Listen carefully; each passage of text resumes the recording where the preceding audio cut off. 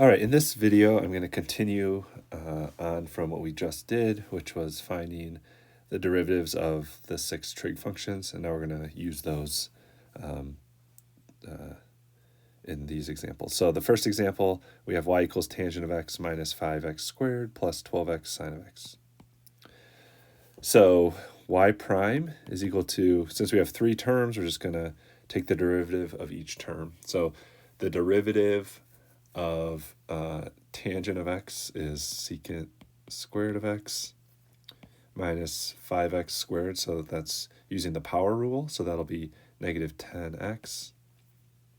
And then plus, here I have 2 factors that are getting multiplied together. So we're going to use the product rule. Remember, the product rule just says the derivative of the first times the second plus the first times the derivative of the second. The derivative of sine of x is cosine of x. So we can leave it like that, or we could do a little cleanup here. Secant squared x minus 10x. Actually, there's no cleanup we can do except for getting rid of those square brackets. Okay, so there's the first one. The second one, we have f of x equals 3 secant of x minus 5 thirds, or 5 over 3x to the 7th. Before I take the derivative, I'm just going to change that fraction there to 5 thirds x to the negative 7th. Now, if I didn't do that, we would have to use the product rule for that fraction because the x would be in the denominator. But if we move that factor to the numerator, then we can use the power rule. So the derivative of 3 secant of x, so that's going to be 3 times the derivative of secant of x is tangent x secant x minus, now I'm going to use the power rule. Negative 7 gets multiplied by the coefficient, which is 5 thirds. So negative 7 times negative 5 thirds will be plus 35 thirds x, and then I raise that, or I change that power, I lower it by 1, so it becomes negative 8. So you could leave it like this, or if you, tangent x, secant x, if you don't like negative exponents, you could write this as 35 over 3x to the 8th. All right, the next one, number 3, we have g of x equals 5x cubed plus cosecant of x. So g prime of x will be, again, power rule, 5 times 3 is 15, x squared. The derivative of cosecant of x, well, that's going to be negative cotangent x cosecant x. And that's it. The fourth one here, this one's a little bit more complicated. Actually, I'm going to get a little more space down here. Let's see. Let's grab these. And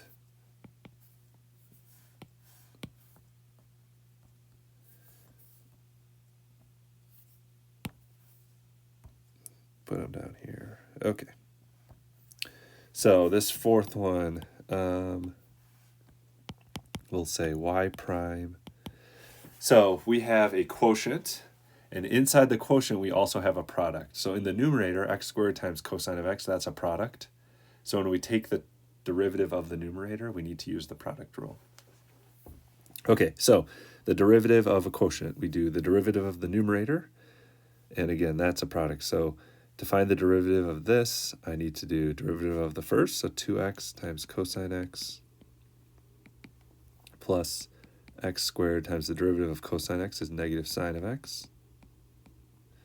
So that all is the derivative of the numerator times the denominator, sine of x plus 1, minus the numerator times the derivative of the denominator. So the derivative of sine of x plus 1, that's just cosine of x plus 0. Don't write plus 0. And then it's the denominator squared. So we can probably do a little simplification here. In this spot right here, I can multiply that out pretty easily.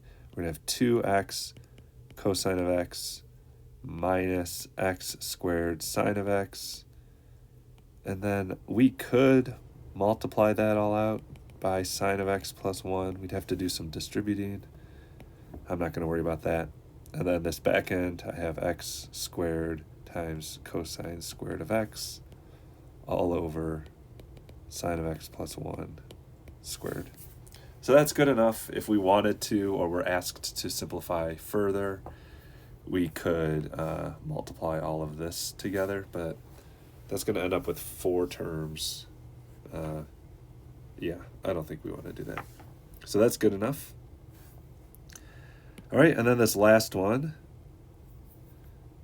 we have y prime. Okay, so the derivative of tangent of x, that's secant squared of x, plus the derivative of cotangent of x is cosecant squared of x, minus, now taking the derivative of this is where things kind of get complicated.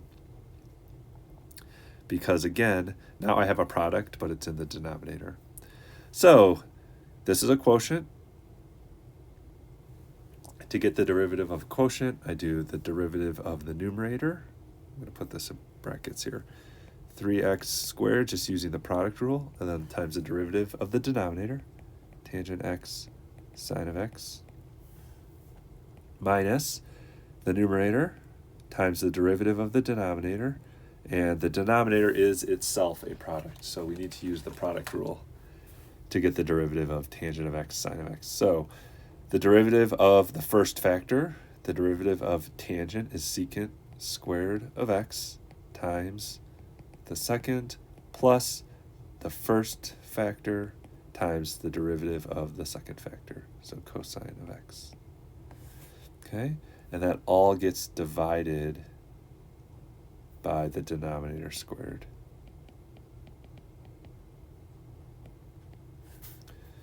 And another bracket here. All right, so that's good enough, but let's simplify a little. Secant squared of x plus cosecant squared of x. All right, so I'm going to keep this minus in front. I'm going to have 3x squared tangent x sine of x. And then minus, we'll have x cubed secant squared x sine of x minus x cubed tangent x cosine x, all divided by tangent x sine x squared. And then we can distribute this negative through. And what I'm going to do is I'm just going to, when I distribute that negative, this becomes plus and this becomes plus. And then I can erase those. So I think that gets it for us. Hopefully all my signs are correct. If it's wrong, put a comment in the down there in the comments. All right. So let's look at a couple more examples. So we did all those ones. Higher order derivatives. So something kind of interesting with the sine and the cosine derivatives is that they're, you can think of them as periodic or cyclical, because we'll see that there's a pattern here. So y prime, that's just the first derivative of sine of x, so that's cosine of x. Y double prime, so now I want the derivative of cosine of x, so that's negative sine of x.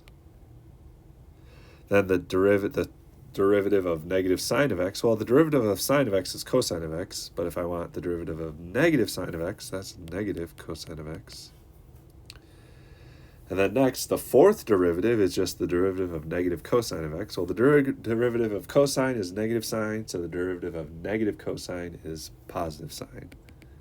And we notice as we're right back to where we started. If we keep going, if we take the next derivative, we get cosine of x, and then negative sine of x, then negative cosine of x, and then sine of x. So we notice is that every fourth derivative, we get right back to where we start, and they just always repeat themselves.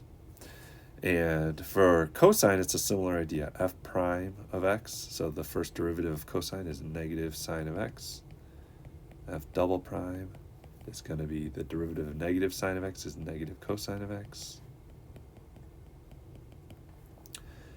Third derivative is sine of x, and then fourth derivative, we are back to cosine. So the derivatives for sine and cosine repeat themselves every fourth derivative. So this example says this guy right here is the 78th derivative of cosine of x. So what you want to do is we take whatever number derivative we're looking for, and we divide by 4. So 4 goes into 78 one time, remember how to do long division, bring down the 8. 4 goes into 38 9 times, 36. I have a remainder of 2. So the remainder of 2 just means, well, I'd go from 1, 2, 3, 4. So if I have a remainder of 2, that means I look at this one right here. So the 78th derivative of cosine of x is, let's see, I can write it like this. d78y dx of cosine of x will be negative cosine of x. So it's just kind of a cool shortcut to find these higher ordered derivatives. Okay, last two examples here. Example 4 says, let cotangent of x be our function. Determine the points on the graph where f of x. Determine the points on the graph of f of x where the tangent lines are parallel to y equals negative 2x. All right, so one thing to think about here first is maybe to remember what the graph of cotangent of x looks like. And cotangent of x has a period length of pi, and tangent of x is a decreasing function. And then we have asymptotes at pi. Okay, so I also have an asymptote at negative pi.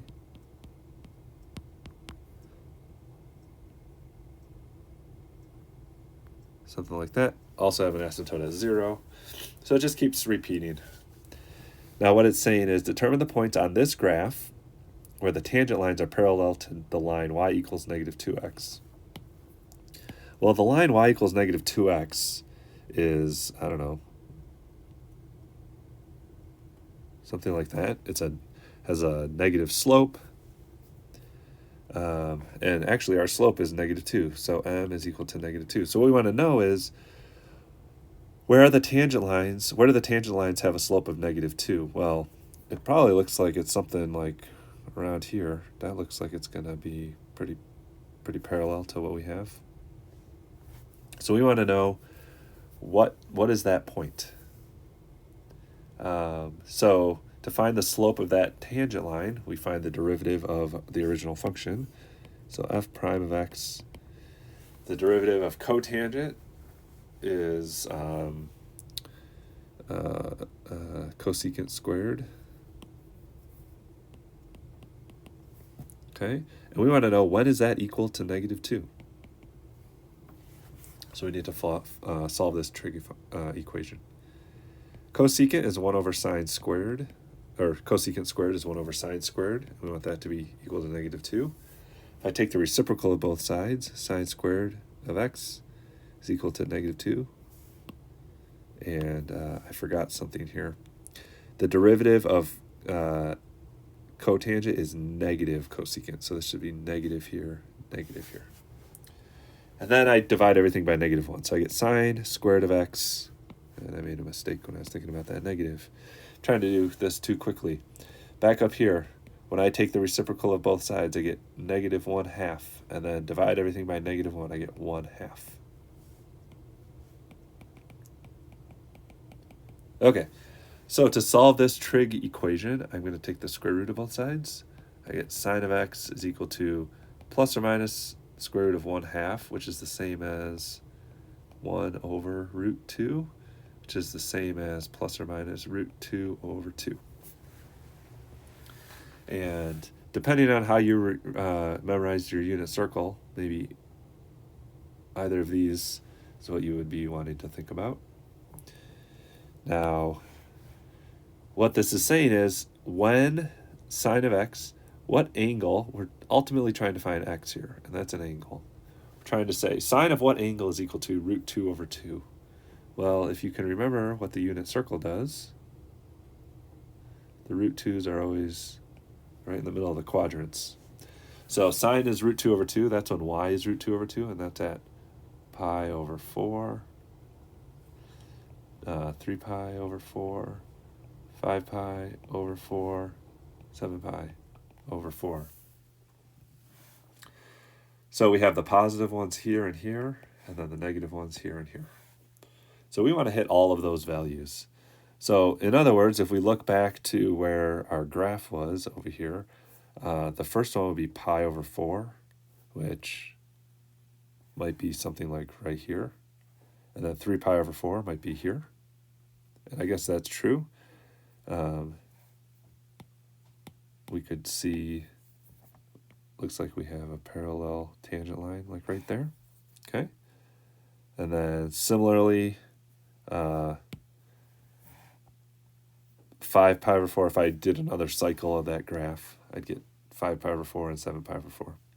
So my x values are pi over 4, 3 pi over 4, 5 pi over 4, 7 pi over 4, etc. But I don't want to be here for the rest of time listing out these values. So what we do is we can write a general solution here. So what I'm going to say is x is equal to pi over 4 plus the distance in between these values is 2 pi over 4, or pi over 2, right? Each time I'm adding pi over 2. So what I can say is x is equal to pi over 4 plus pi over 2 times k for any k integer. And all that means is if I put in an integer, k, it could be 0, it could be 1, 2, 3, 4, 5, 6. If I plug in that value for k, I'm going to get an angle that will solve that equation.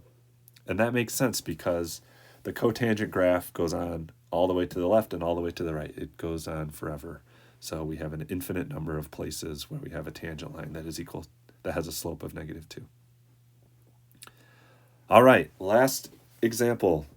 Find the equation of the tangent line to f of x is equal to secant of x at x equals pi over 4. All right, this is our good friend tangent line equation. So again, I take the derivative of the function.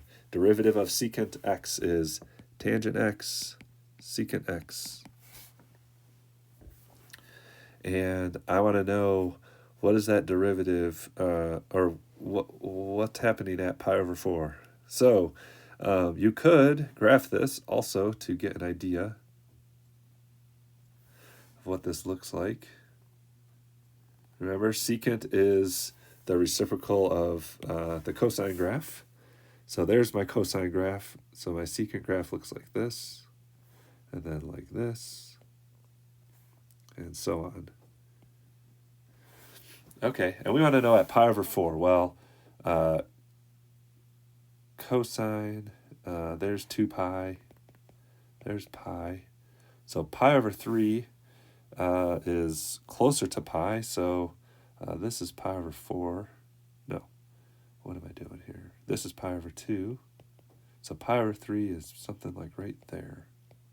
So what's going on with the tangent line at that position? So that red line is your tangent line. So it looks like it has a negative slope. And so what this is saying is, what's the equation of that line? And it also looks like it has a positive y-intercept. So I need to first figure out what is the coordinates of that point. And I can put that into the original function. I can say f of pi over 3 is equal to secant of pi over 3. Well, that's just going to be the reciprocal of cosine at pi over 3. So cosine at pi over 3, I shouldn't put an equal sign here. Cosine of pi over 3 is equal to 1/2. So secant of pi over 3 is equal to 2 over 1, or 2. All right, so the coordinates of that point are pi over 3 comma 2. So that's my pass-through point. And then I want to know what's the slope of the tangent line at that point. So this right here is going to tell me the slope of the tangent line. So I'm going to say f prime of pi over 3 is equal to tangent of pi over 3 times secant of pi over 3. Tangent of pi over 3 is root 3 times secant of pi over 3. We already figured that out, 2. So this is 2 square root 3. All right, so we have all the information we need. We have the slope of that. Well, that doesn't make sense. Negative. Our slope should be negative. Why do I have a positive value? Maybe my graph is wrong. Secant.